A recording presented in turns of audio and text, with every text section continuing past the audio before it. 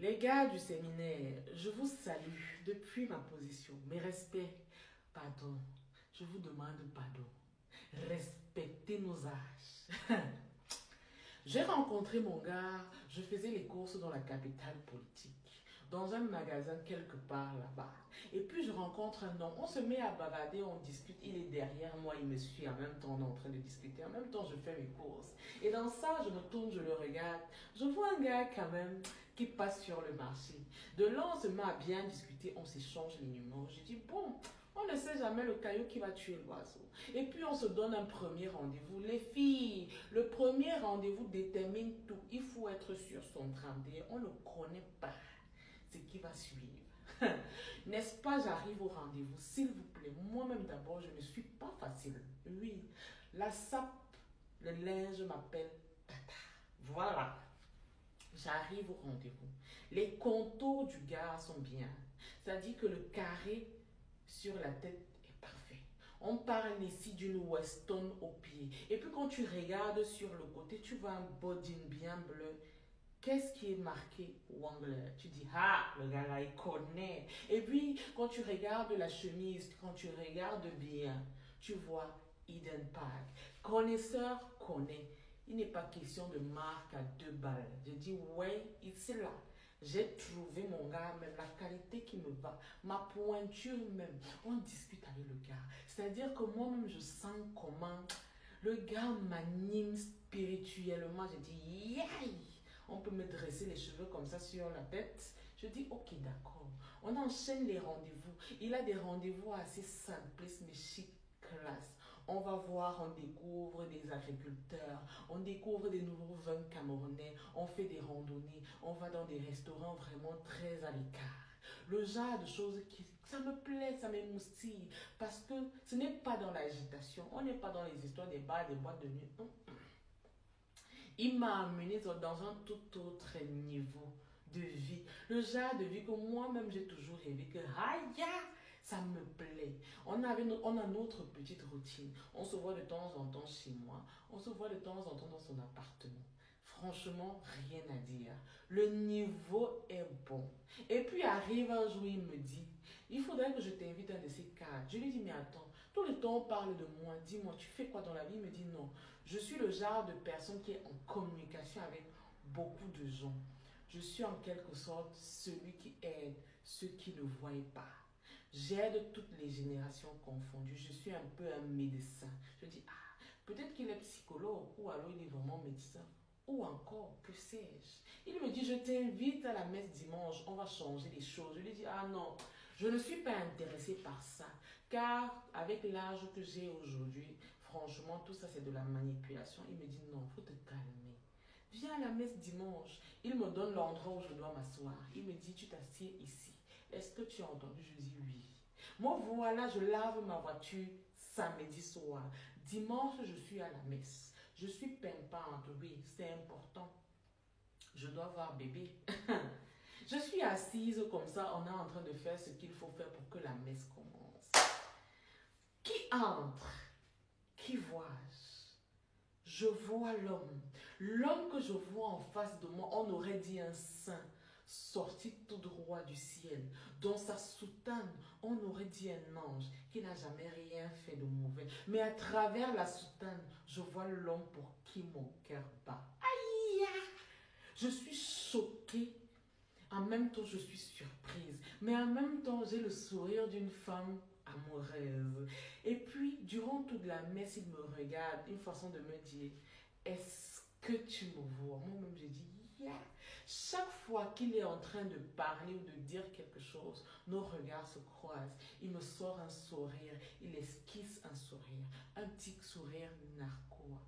Une façon de me dire, est-ce que tu vois ce que je te dis depuis? Je suis amoureuse de l'enfant de quelqu'un. Me voici aujourd'hui. Je ne pouvais jamais imaginer que j'allais devenir amoureuse d'un prêtre. C'est pour ça que dans la vie, là, on ne dit jamais, jamais. Est-ce que vous entendez? Oh, je suis là. Je suis dépassée. Parce que ce que je vois en même temps me plaît. Je ne peux pas quitter. Mon cœur et mon corps sont ensevelis dans son amour. Ah! La messe étant terminée, on se retrouve chez moi. Mais je peux vous dire une chose. Ce qui s'est passé ce jour-là dans mon appartement, je n'ai jamais ressenti ça. C'est-à-dire que la façon dont le posage du dos a été fait, je ne peux pas vous expliquer, mais je planais sur une autre sphère. Je ne sais pas si c'est parce que c'est la soutane ou c'est parce que c'est l'homélie, mais cet homme-là, ce qu'il me fait, je suis vieille, un autre homme ne m'a jamais fait ça. L'amour que j'ai pour lui s'est amplifié fois 1000. Je dis, sa façon de me parler, de poser les yeux sur moi, de m'expliquer son travail. Je suis amoureuse de tout sur cet homme. Il n'y a pas quelque chose autour de lui que je n'aime pas. Il n'y a rien. Tout me plaît. Même ses défauts me plaisent. Je dis, je suis fatiguée parce que l'amour, là, moi-même, me fatigue. Je ne sais pas comment je peux expliquer ça, mais je peux vous dire une chose, c'est que si tu n'as pas encore vécu le genre d'amour là, faut te calmer. Faut te calmer. C'est là où tu comprends à quel point tu y revis. En fait, le mot, la phrase qu'il dit, l'amour fait vivre. C'est vrai, ce n'est pas faux. Je vis l'amour. Dans ça, je commence à aller à la messe tous les dimanches. Je prends plaisir à aller à la messe tous les dimanches. Ça me plaît. J'aime ce que je vois. Je prends quand même la peine de me confier chez mon frère. Lui aussi surpris, mais me dit, il n'y a rien de nouveau sous le soleil. Moi aussi, je dis, il n'y a rien de nouveau sous le soleil. Il n'y a que les hypocrites pour faire genre. Je continue ma relation. On parle de vie, d'amour, de projet. S'il vous plaît, on parle même d'enfants. Mais après, je me dis, est-ce que c'est possible? Mais bon, je me laisse emporter par l'amour. Mieux, je meurs seulement parce que le tout aussi. On dit que l'amour, là, je porte ça comme un sacerdoce sur mon dos. Aïe! Le gars me met bien. Le gars me comprend. On se comprend. On se comprend à demi-mot. Parfois, on se comprend même avec le regard. C'est de ce genre d'amour dont je vous parle. Mais dans ça, il fut un temps où les choses ont basculé. C'est-à-dire que c'est venu me trouver et puis ça m'a récupéré, ça m'a jeté au sol. Un matin, j'appelle le gars. Il ne décroche pas. J'appelle, il ne répond pas. Je dis, mais attends, le gars, il est où? Je vais au boulot, je reviens, je rappelle, ça ne passe pas. Je dis, mais 2 jours, 3 jours, 4 jours, le gars est où? 5 jours après, il réapparaît, il me dit, non bébé, j'étais à un travail. Désolée, mais j'étais à un travail.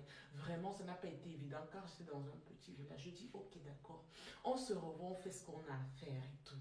Je suis contente et tout. Je lui dis, ok, on passe le week-end ensemble. Il me dit, peut-être oui, peut-être non. Je dis, mais comment ça? Il me dit, bon, on va voir ce qu'il y a lieu de faire. Je te dirai quoi. Il faut savoir que lui et moi, on avait instauré une certaine routine où cette semaine, je passe le week-end chez lui et lui, il passe le week-end chez moi la semaine d'après. Donc, il était question pour moi de passer le week-end chez lui.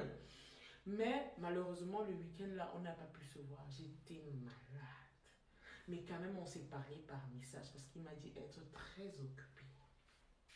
Quelque temps après, on réussit à se voir, on va manger ensemble, on discute, on fait ce qu'on a à faire.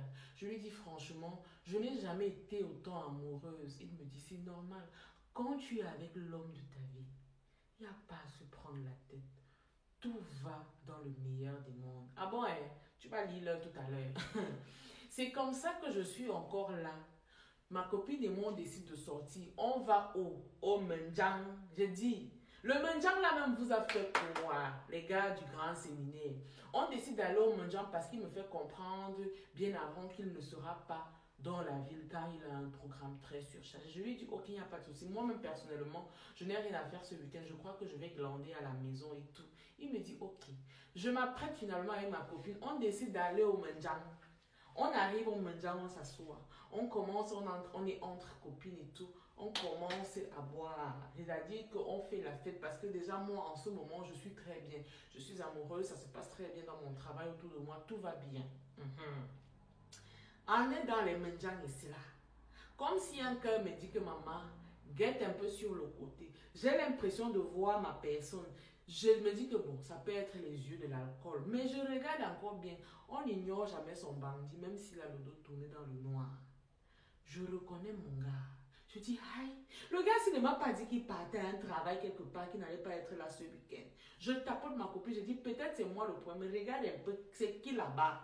Elle me dit, mais c'est notre personne personnelle. Il est avec qui? Je dis, je ne sais pas, mais je vois, je reconnais sa soeur, son frère. Je dis, ok, sûrement c'est la famille. Et dans ça, il y avait deux autres dames, bien habillées, bien stylées. Je dis, bien habillées, bien stylées. Moi, voilà qui me lève, je pars vers leur table. J'arrive, je dis, mais aïe, tu fais quoi ici? Alors que tu m'as dit que bon, on est entre adultes, on va pas faire semblant.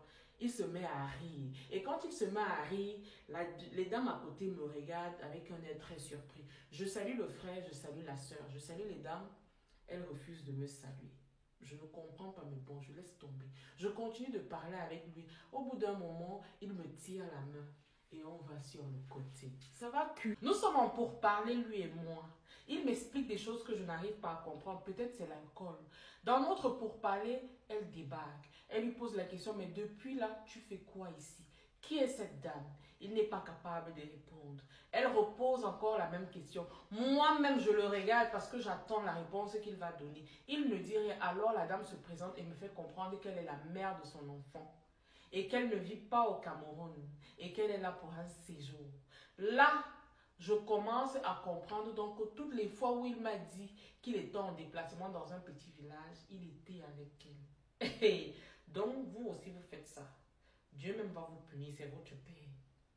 Dans ça, je comprends donc que j'étais soit la remplaçante, soit je ne sais pas. Mais tout est mélangé dans ma tête. Son frère arrive et essaie de me prendre sur le côté. Les éclats de voix commencent. On se rend compte qu'autour de nous, les gens commencent à nous regarder. On se sépare. Je prends mes pieds, je rentre chez moi.